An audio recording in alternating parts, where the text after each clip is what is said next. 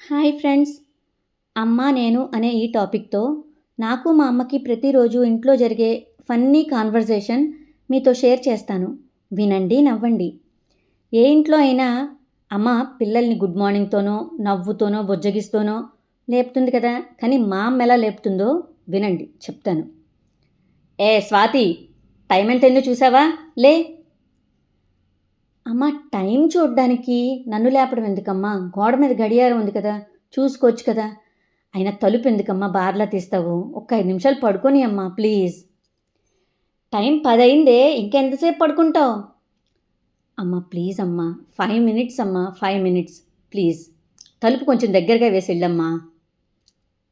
అమ్మ, నాన్నగారు ఎందుకమ్మా అంత గట్టిగా మాట్లాడుతున్నారు? నువ్వు నాన్నగారు ఏమైనా దెబ్బలాడుకుంటున్నారా? నేను ఆయన ఎందుకు దెబ్బలాడుకుంటామే? ఆయన ఏదో బిజీలో కొంచెం గట్టిగా మాట్లాడుతున్నారు అంతే. అమ్మ ప్లీజ్ అమ్మా, నాన్నగారిని ఒక్క 5 నిమిషాల సేపు టీవీ సౌండ్ తగ్గించమనమ్మా ప్లీజ్. 5 నిమిషాలేనమ్మా. ఈ 5 నిమిషాల్లో ఎంత డిస్టర్బెన్సో. నా పక్కనే మంచం మీద నిద్రపోతున్నాడు కదా నీ ముద్దుల కొడుకు, వాడిని మాత్రం లేపవు, నన్ను మాత్రం చంపుతున్నావు. ఏమండి, కొంచెం టీవీ సౌండ్ తగ్గించండి, దీని గొడవ భరించలేకపోతున్నాను. చెల్లి, నేనైతే అమ్మకు సొంత కొడుకును కాబట్టి నన్ను గారంగా పెంచుతుంది. నన్ను అస్సలు నిద్ర లేపదు. నువ్వనుకో అన్నవరం కొండ మీద దొరికావు కాబట్టి నీ మీద అమ్మకు అస్సలు ప్రేమ లేదు, అందుకే నిన్ను నిద్ర లేపుతుంది. నువ్వు ఊరుకోరా, పొద్దున్నే దాంతో గొడవ పడతావు.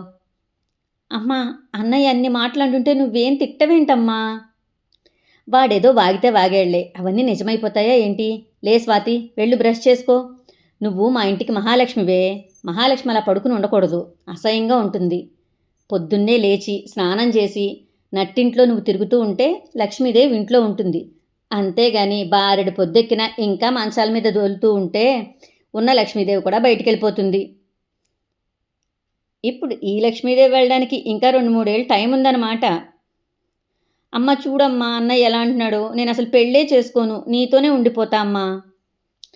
పొద్దున ఏంటే పిచ్చివాగుడు? పైన తదాస్తు దేవతలు ఉంటారు, ఏదైనా మంచి విషయాలు మాట్లాడుకోవాలి. ఇంక ఈ విషయం వదిలేయండి. రే ఆనంద్, బ్రష్ చేసుకుంటేనే బ్రేక్ఫాస్ట్, లేకపోతే లేదు. ఇప్పటికే టైం 10:30 అయింది. ఒక 10 నిమిషాల్లో మీరు డైనింగ్ టేబుల్ దగ్గర కూర్చోకపోతే నేను టిఫిన్ పెట్టను. మీ టిఫిన్ మీరే వేసుకోవాలి, లేకపోతే మానేయండి. అమ్మ ప్లీజ్ అమ్మా ప్లీజ్, నేను బ్రష్ చేసుకుంటా. నాకు ఈ 3 మీల్స్లో బ్రేక్ఫాస్టే చాలా ఇష్టం అమ్మా ప్లీజ్. ప్రపంచంలో నీలాంటి అమ్మలు ఎవ్వరికీ ఉండరమ్మా. ఇంత శాడిస్ట్గా బిహేవ్ చేస్తున్నావేంటమ్మా నువ్వు? పిల్లల్ని ఎవరైనా పొద్దున్న ఇలాగా లేపేది? ఇలా గట్టిగా కేకలేసి లేపుతున్నావు. నేను ఇంకా కేకలేసే లేపుతున్నాను. నువ్వైతే నీ పిల్లల్ని 2 దెబ్బలేసి లేపుతావు. చూడమ్మా, నేను నీలాగా శాడిస్ట్ అమ్మని కాదు. నా పిల్లల్ని ప్రేమగా, ముద్దుగా, గారంగా లేపుకుంటాను, అర్థమైందా? అమ్మా, నేను రేపు తలస్నానం చెయ్యాలి, కొంచెం తలకు కొబ్బరి నూనె రాయమ్మా ప్లీజ్. ఫోన్లే, వారంలో 1 రోజైనా కొబ్బరి నూనె రాసుకుంటున్నావు. ఇక్కడ నేనైతే రాస్తున్నాను, అక్కడ హాస్టల్లో ఏం చేస్తున్నావో ఏంటో. అమ్మ, కొబ్బరి నూనె నేను రాయమంటే అన్నయ్యకి రాస్తున్నావేంటమ్మా? వాడికి మసాజ్ కూడా చేస్తున్నావు, నాకు అసలు కొబ్బరి నూనె రాయట్లేదు. నీకు అసలు నేనంటే ఇష్టమే లేదమ్మా. చెల్లి, నువ్వు దొరికిన కూతురువే, అందుకే నువ్వంటే ఇష్టం లేదు అమ్మకి. నేనంటే కన్న కొడుకుని, అందుకే అమ్మకి నేనంటే ఇష్టం. నవ్వకమ్మా నవ్వకు, అన్నయ్య ఏం మాట్లాడినా నవ్వుతావు, అంతేకాని వాడిని ఆపవు, తిట్టవు. ఈ చిన్న విషయానికే అన్నయ్యని తిట్టడం ఎందుకమ్మా? నిన్ను మాత్రం ఎందుకు తిడతాను చెప్పు? నువ్వు ఇంటికి మహాలక్ష్మివి, అలా పడుకుని ఉండకూడదు. నువ్వు నా బంగారు తల్లివి. మరి నేను? నువ్వు ఈ వంశానికి వారసుడివిరా. అమ్మ, నేను ఒకటి అడుగుతాను, నీకు నేనంటే ఇష్టమా, అన్నయ్య అంటే ఇష్టమా? ఏదో ఒకటే మాట చెప్పాలి. చూడండి, మీ ఇద్దరూ నాకు 2 కళ్ళు. మీరిద్దరూ ఇంట్లో లేకపోయినా రోజులో ఒక 5 నిమిషాలు మీతో ఫోన్లో మాట్లాడితే నాకున్న స్ట్రెస్ అంతా పోతుంది. మీరే నా స్ట్రెస్ బూస్టర్స్.